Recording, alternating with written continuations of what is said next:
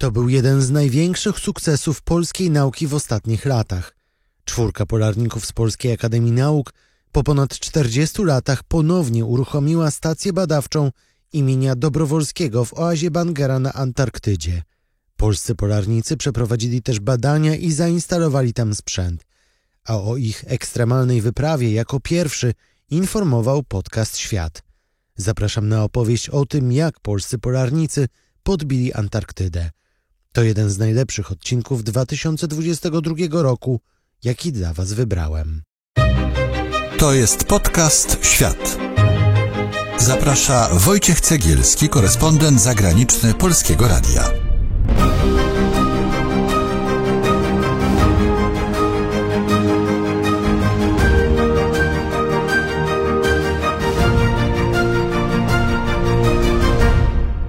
Przypomnijmy zatem, 4 badaczy z Instytutu Geofizyki Polskiej Akademii Nauk jesienią 2021 roku wyruszyło z Polski na Antarktydę. Naukowcy spędzili ponad 2 miesiące na statku, którym dopłynęli do Republiki Południowej Afryki. Stamtąd dotarli na Antarktydę dzięki pomocy Rosjan, bo to właśnie Rosjanie prowadzą w tym rejonie regularne badania. Po co tam pojechali? Tak o wyprawie mówił jej kierownik, profesor Marek Lewandowski, jeszcze przed wyruszeniem w podróż z Polski. Jedziemy tam po to, żeby badać planetę. I dlaczego tam? Jest to unikalne miejsce na Ziemi, skąd można obserwować strukturę jądra Ziemi w sposób nieskażony ani działalnością człowieka, ani falami sejsmicznymi indukowanymi przez ocean. Naukowcy spędzili w oazie Bangera 5 tygodni, a po powrocie do kraju opowiedzieli o swojej ekstremalnej wyprawie. Ten odcinek po raz pierwszy opublikowaliśmy 1 grudnia 2022 roku.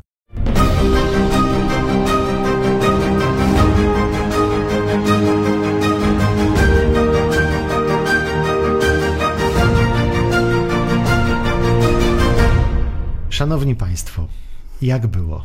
Fantastycznie. Powiedziałbym bardziej niż fantastycznie. Nadzwyczajnie było. Minęło już trochę czasu od momentu, kiedy wylecieliście z Antarktydy i dotarliście do Polski, ale emocje jeszcze w Was są? One są inne. Profesor Marek Lewandowski, kierownik wyprawy. Są stonowane, ale tkwią w człowieku. To znaczy we mnie to wszystko tkwi tak, jakbym oglądał film.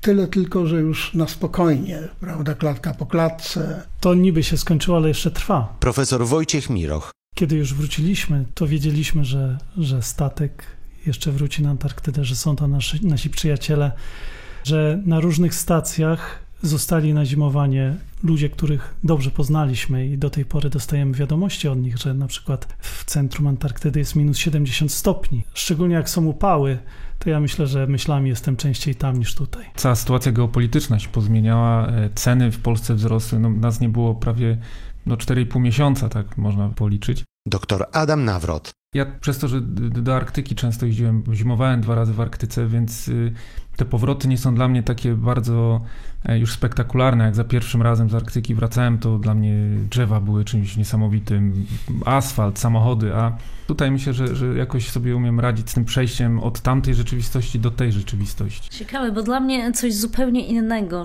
Profesor Monika Kusiak. Czas i ilość bodźców zupełnie inna, bo po przyjeździe w czas myślę, że po prostu zaczął być 3, 4, 5 razy szybszy niż normalnie. Zresztą przygotowywałam ekspedycję na Grenlandię, więc od razu właściwie na szybkie tory zostałam wrzucona. I właśnie ta ilość bodźców, bo tam najpierw na Antarktydzie cisza nieprawdopodobna i taki spokój zupełnie inny, wielkość przestrzeni niesamowita, a potem po prostu człowiek wpada i tak jakby pendolino takie, które przyspieszyło nagle straszliwie. 14:33, 8 stycznia. Wylatujemy w kierunku oazy Bangera.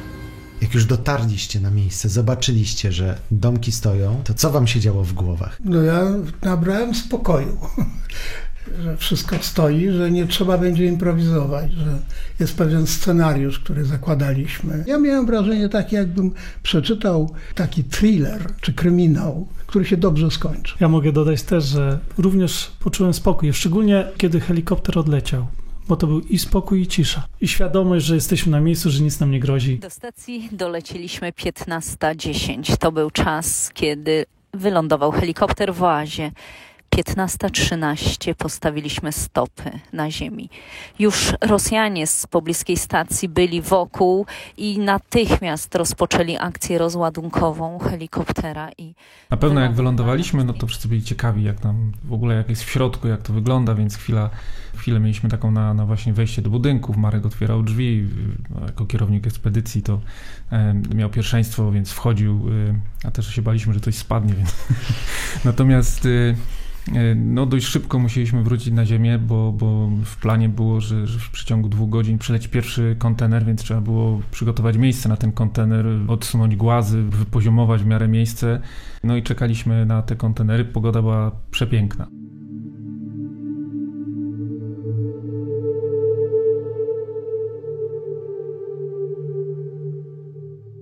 Jesteśmy w stacji 18:08, 3 godziny temu, niespełna 3 godziny temu wylądowaliśmy, przetransportowaliśmy rzeczy, przygotowaliśmy miejsce pod kontenery, ale właśnie po tych 3 godzinach dowiedzieliśmy się, że dziś nie będzie latania, kontenery nam nie zostaną dostarczone.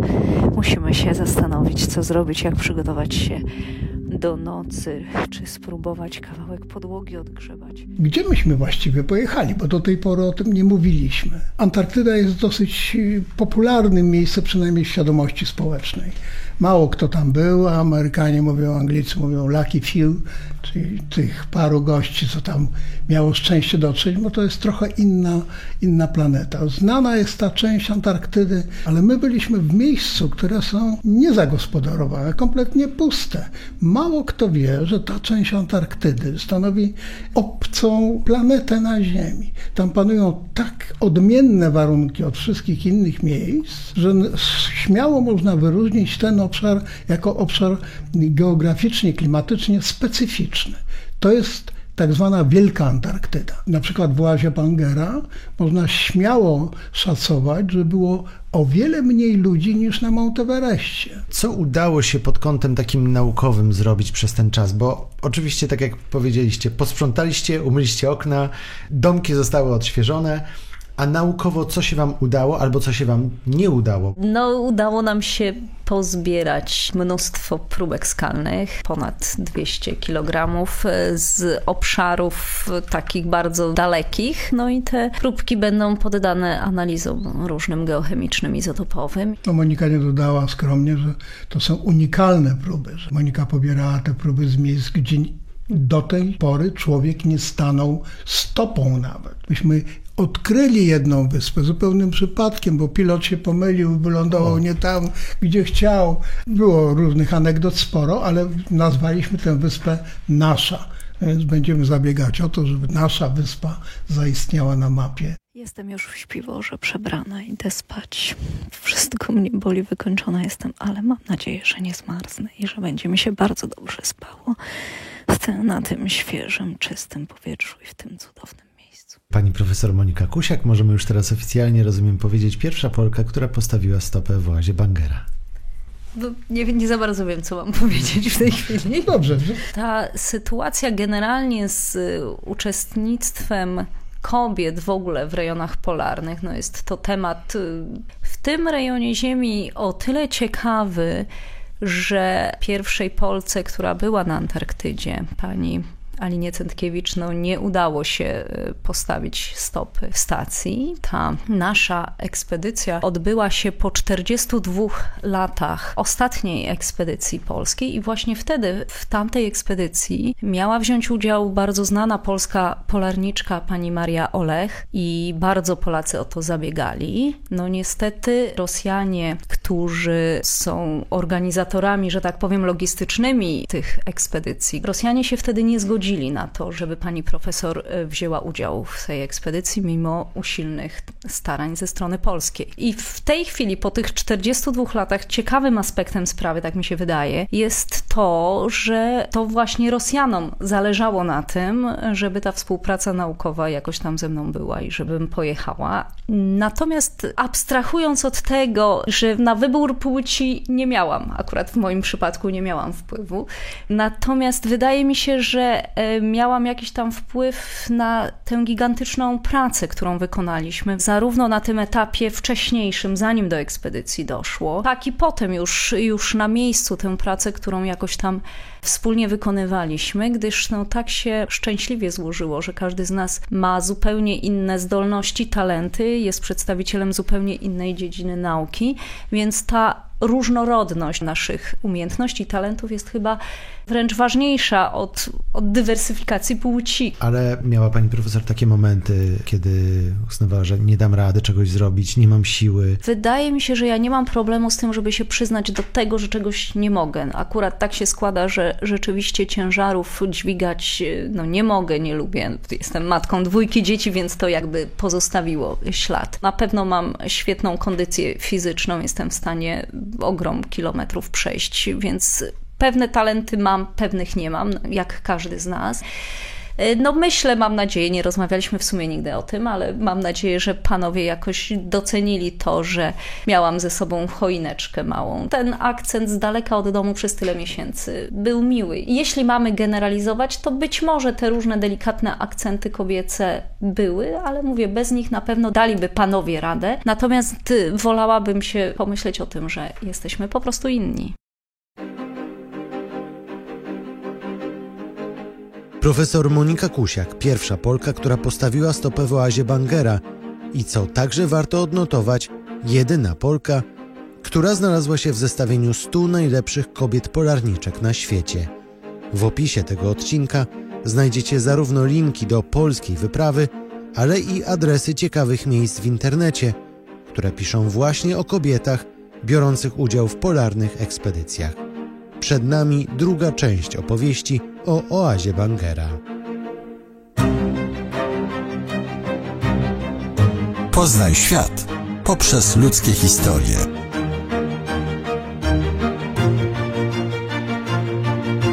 Ten moment jest szczególnie niebezpieczny.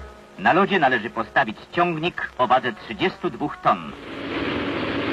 Ale zdarza się i tak. Samolot w czasie lądowania przebił powłokę lodową. Na szczęście ofiar w ludziach nie było. Zapytam was wszystkich o te trudne momenty. Ile ich było? Dużo? Jakie to były momenty takie, kiedy mieliście plany, a natura powiedziała nie dzisiaj? Takich momentów zawsze jest dużo na wyprawach polarnych i tutaj przede wszystkim pogoda dyktuje. Nie tylko pogoda, to zazwyczaj się mówi, że to Antarktyda pozwala nam coś zrobić lub nie. Myślę, że na początku każdej wyprawy jest taka zawziętość. Ja muszę tam dotrzeć, chcę to zrobić, chcę zrobić to i to, a później życie weryfikuje, pogoda, silne wiatry i myślę, że Antarktyda przede wszystkim uczy pokory, że albo coś się uda zrobić, albo nie, bo najważniejsze jest to, żeby wrócić cało do domu. Wiemy z historii, że niektóre grupy, które szły za daleko, nie wracały. Tak jak mówi Wojtek, pogoda to jest to, co determinuje, czy przyleci helikopter, czy możemy wyjść na zewnątrz, czy coś się uda zrobić. Bo ja tutaj tak chciałam pokazać trochę inną stronę monety, właściwie zacytować zdanie, które zwykle Adam mówi. Ja tak czekałam, Adasiu, aż powiesz, bo Adam mówi całe życie z wariatami. Bardzo mi się to zawsze podoba, gdyż chyba jesteśmy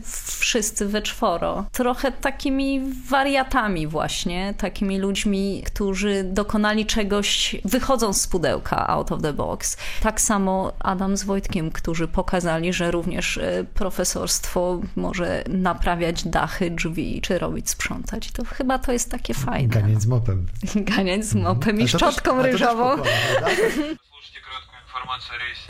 Судно следует в порт Кейптаун. На данный момент судно находится в Атлантическом океане в точке с координатами 36 градусов 44 минуты южной широты. Jak wracaliście już, to nagle okazało się, że wracaliście m.in. z ekipą z Rosji i Ukrainy. Przychodzi 24 lutego, zaczyna się rosyjska inwazja na Ukrainę. Принято решение о проведении специальной военной операции. Ее цель защита людей, которые на протяжении 8 лет подвергались... 24 lutego byliśmy w stacji Progres, weszliśmy w teren i kiedy wróciliśmy, to ja widziałem Putina na ekranie telewizora i widziałem również załogę stacji Progres rosyjską, która słuchała tego, co Putin ma do powiedzenia. I powiedziano nam, że zaostrzyła się sytuacja między Rosją i Ukrainą. Dla was tu na miejscu byście mieli informacje bieżące. Myśmy mieli informacje, o których myśleliśmy, że wiemy, ale one okazały się tak przekłamane i tak zniekształcone. Do momentu, kiedy nie odzyskaliśmy niezależnej łączności internetowej z naszą firmą, a to było dzień przed przybiciem statku do Cape Town, myśmy nie mieli pojęcia, co się dzieje. A Rosjanie, oni słuchali informacji, którą puszczał im statek z poprzedniego dnia. Myśmy słyszeli różne rzeczy, ale do końca nie wiedzieliśmy, przynajmniej ja nie wiedziałam, jaka jest prawda. I jak te wiadomości przyszły, to dopiero wtedy wśród nas narosło gwałtownie, skokowo zdenerwowanie, bo nie wiedzieliśmy, co robić, jak się zachowywać. Natomiast Rosjanie, ja mam wrażenie, że po 24 oni nie zmienili do nas stosunku.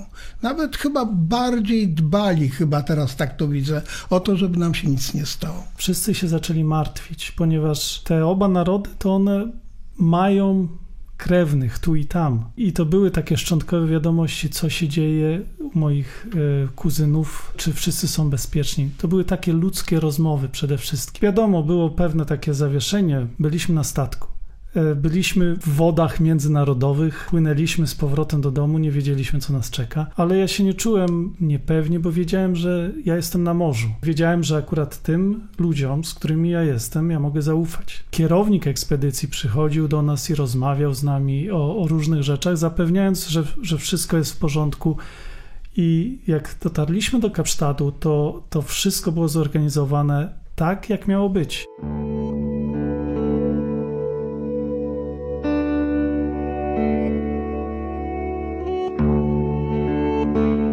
Czwartek, 20 stycznia, 22:40.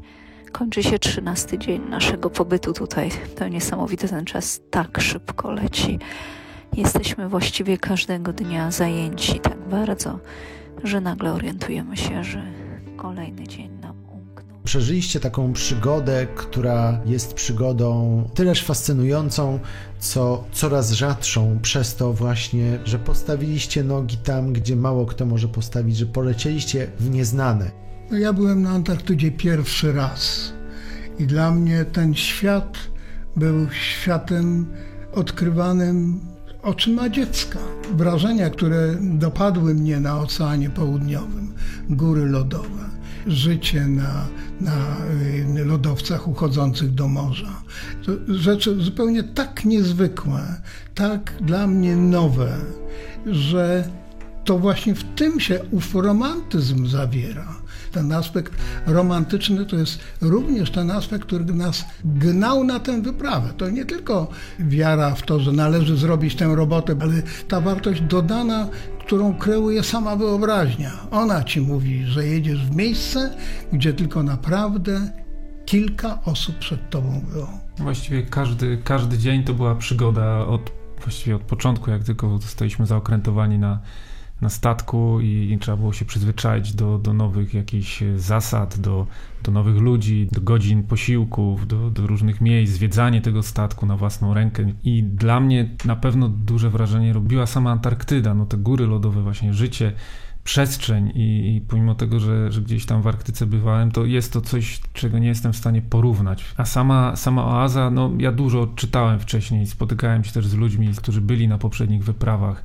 Ta chęć pojechania do oazy Bangera, to pamiętam, że jeszcze oglądając Przez lądy i morza Ryszarda Czajkowskiego, gdzieś kiedyś jeszcze jako młody chłopak zobaczyłem tą relację jego i gdzieś to we mnie tam się tliło i po paru dniach sobie usiadłem właśnie przy ładnej pogodzie i pomyślałem, że jestem tam w tym miejscu, gdzie to było takie moje marzenie, taki zajączek, który cały czas uciekał. To było coś niesamowitego. Taka jedna z rzeczy, którą chciałabym powiedzieć, było coś niesamowitego, ponieważ w tej ekspedycji uczestniczyli w większości mężczyźni oczywiście. oczywiście było kilka pań z kuchni i kilka studentek. I po tym naszym powrocie na statek, kiedy wróciliśmy i kiedy w ogóle wszyscy nas witali, jakbyśmy wrócili do domu i to było fantastyczne, okazało się, że jedna z pań w kuchni hodowała tulipany, żeby mi dać na przywitanie, a druga zrobiła na drutach kapcie. Także jak przyjechałam, no dostałam po prostu takie 2 niesamowite prezenty. Również z taką dedykacją, że dla kobiety, która pracuje tak ciężko jak mężczyzna, nie zapomniała, że jest kobietą. I to było takie fajne i taki właśnie element romantyczny. Dla mnie tym romantyzmem była podróż. W starym stylu. Kilka razy byłem już na Antarktydzie, ale zazwyczaj to były loty samolotem w głąb kontynentu do innej stacji badawczej, ale tutaj był ten stary styl, podróż statkiem. I wypływając z domu pomyślałem, że właśnie wyruszam w długą podróż. Te rozmowy z ludźmi. To był ten romantyzm podróży, gdzie mogliśmy się dzielić wrażeniami i historiami życia i przemierzać ocean, najpierw atlantycki, później południowy i w końcu dotrzeć do brzegów Antarktydy, gdzie były te góry lodowe, paki lodowe, pingwiny, których nie widać daleko w głębi Antarktydy. Także dla mnie to było fantastyczne zobaczyć tyle pingwinów i później w końcu dotrzeć na sam kontynent.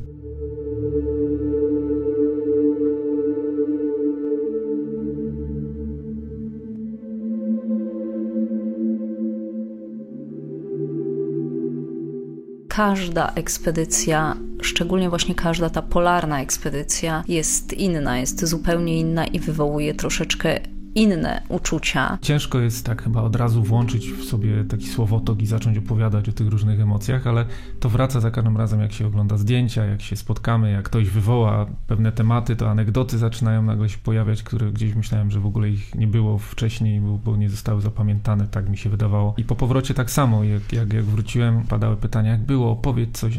No fajnie, super. I tak dopiero później te emocje zaczynały wchodzić. Ciężko jest przekazać ludziom, zwłaszcza osobom, które nie były w tych miejscach albo się tym nie interesują, to z czym my mieliśmy możliwość obcować. Jeśli chodzi o emocje, pamiętam powrót z oazy i powrót był też taki nieprzewidywalny troszeczkę, to znaczy przewidywaliśmy, że powrócimy dzień później. A nagle się okazało, że musimy wracać dzień wcześniej. Pogoda pokrzyżowała trochę plany, dzień później była bardzo zła pogoda, więc dobrze, że wróciliśmy dzień wcześniej. Ale co się z tym wiązało, to, że musieliśmy wszystko zrobić 2 razy szybciej. I byliśmy kompletnie wykończeni i tuż przed odlotem ostatniego helikoptera zamykaliśmy jeszcze drzwi, okna, przygotowaliśmy stację na następne wyprawy. Powiedziano nam, że helikopter będzie za godzinę. No to policzyliśmy sobie, że mamy 40 minut. Po pół godziny powiedziano, że helikopter będzie za 2 minuty czy za 3 minuty, więc myśmy po prostu w popłochu biegli do tego helikoptera, do miejsca, gdzie on wyląduje. I siedzieliśmy w tym helikopterze i był piękny zachód słońca. Lecieliśmy nad lodowcem szelfowym, czerwieniał już i to było takie trochę emocjonalne dla mnie, ale czułem się, jakbym wracał, można powiedzieć, z dobrze wykonanej misji. Wykończony, ale szczęśliwy. Powoli zbliżał się statek, był coraz bliżej, a stacja zostawała coraz dalej. Wiedzieliśmy, że prawdopodobnie już nie zobaczymy jej.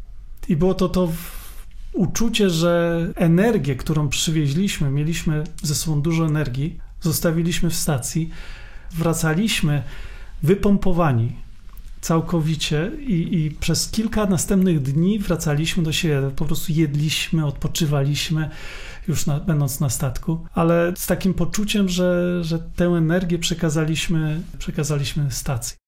Profesor Marek Lewandowski, profesor Monika Kusiak, profesor Wojciech Miroch i dr Adam Nawrot, 4 śmiałków z Instytutu Geofizyki Polskiej Akademii Nauk. Opowiadali o niezwykłej wyprawie do oazy Bangera na Antarktydzie, pierwszej od 42 lat. Przypominam, że w styczniu w każdy czwartek prezentuję Wam subiektywnie wybrane najlepsze odcinki 2022 roku. Podcast Świat możecie znaleźć na kanale o takiej właśnie nazwie, czyli Podcast Świat na YouTube, a także na stronie internetowej Polskiego Radia i na platformach podcastowych, w tym Spotify, SoundCloud i Apple Podcasts. Śledźcie także nasz profil na Instagramie, bo tam znajdziecie także ciekawe informacje ze świata. A w niedzielne wieczory na YouTube możecie też zobaczyć niebanalne, filmowe historie ze świata. Ja nazywam się Wojciech Cegielski, dziękuję za uwagę i wracam za tydzień. To To był podcast Świat. Do usłyszenia w kolejnym odcinku.